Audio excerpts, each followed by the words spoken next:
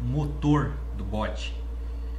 O que são os indicadores que ele usa para comprar e para vender, ou seja, fazer a entrada e a saída da moeda. Vou clicar aqui no botão estratégia. Então ele vai trazer a estratégia da Cardano, que é a moeda que eu estou usando de teste. Vou fazer diferente aqui porque eu vou mostrar o gráfico da Verge. Então vou mudar aqui para Verge para ficar mais preciso. Verge. Cliquei em estratégias. Por padrão, nesse modo normal, ele traz o indicador MACD ou RSI. O que significa?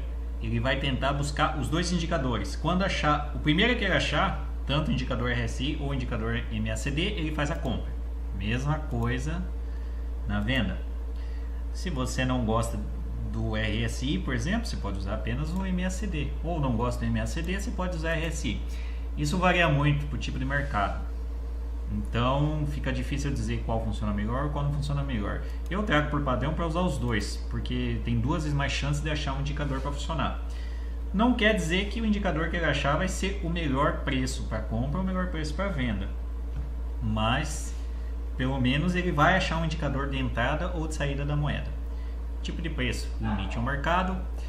Se você usa como preço limite, que é o padrão e que geralmente o pessoal usa, ele é o preço, o melhor preço, é o que está sendo ofertado, que você está ofertando para comprar ou vender por aquele preço. Quando você usa por mercado, é o preço que a exchange está usando lá. Geralmente é mais caro para você comprar e mais barato para vender. Só que como é o preço de mercado, a operação é certeza que vai ser efetivada na hora. Com o limite não, pode ser que ele crie a operação, mas o preço pode ter uma variação mínima no exato segundo que criou a operação e ele não efetivar na hora. Pode ser que no próximo ciclo efetive, mas não é. Pode ser que a operação fique travada lá na exchange. Preço máximo para a compra e preço mínimo para a venda. O que seria isso?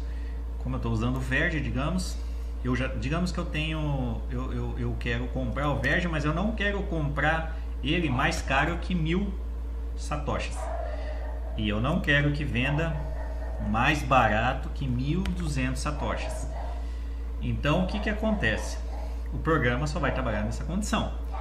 Quando você clicar no Play, ele achou um indicador de compra. Você colocou lá 1000 moedas verdes. Ele vai comprar apenas se o preço estiver abaixo de 1000 satoshis. Se não tiver, ele vai pular. Ele vai ficar pesquisando no gráfico até o gráfico dar um próximo indicador de compra e que nesse próximo indicador esteja nesse preço. Se não tiver, ele não compra. Ou seja, se você colocar um valor que ele nunca vai atingir, ele nunca vai comprar. Mesma coisa que a venda. Se você não quer, você quer vender apenas se tiver acima de 1.200 satoshis. Ele só vai vender quando o indicador de venda e o preço naquele momento estiver acima disso, senão ele não vende. Ele vai procurar o próximo indicador. Às vezes pode levar uns minutos, às vezes meia hora, às vezes 1 hora, às vezes dias. Então você também tem que colocar um preço que seja compatível com o mercado. Comprar a 0,1% a menos que a última venda ou vender 0,1% a mais que a última compra. O que seria isso? Essa função só funciona se o anti-prejuízo estiver ativo. O que seria isso? O anti-prejuízo estando ativo, esse valor de máximo de compra e mínimo para a venda, ele fica dinâmico, fica automatizado. Quando você fazer a primeira operação, a partir do momento que faz essa primeira operação, ele salva aqui esse valor e vai mudando de acordo com a operação. Então o que acontece? Digamos que na primeira operação comprou a 1000 satoshis, por exemplo. Vou colocar aqui só para ficar mais fácil o entendimento. Então ele vai vender se tiver pelo menos 0,1% a mais que 1000 satoshis.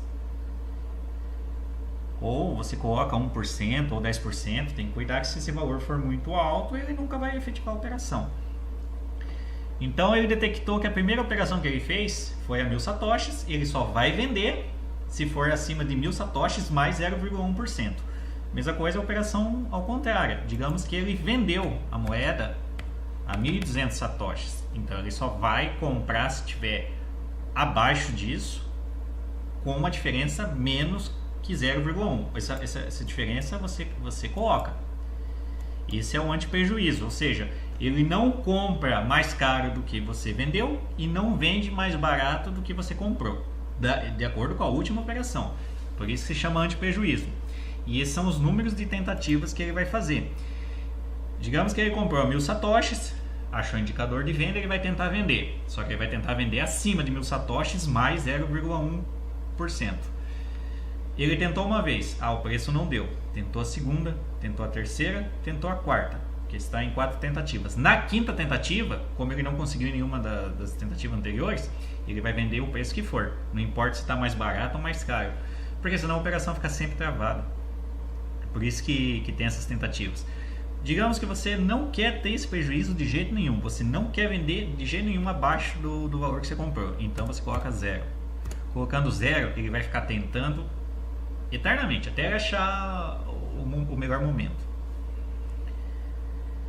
MACD. Esse aqui só serve para se você usa o método MACD ou MACD junto com RSI. Maior sensibilidade.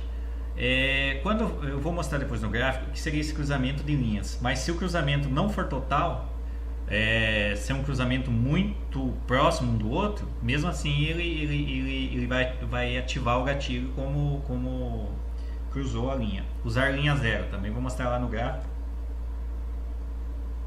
como que faz esse cruzamento, porque às vezes ele pode fazer a venda abaixo da linha 0 e a compra acima da linha 0. Alcance aumentado.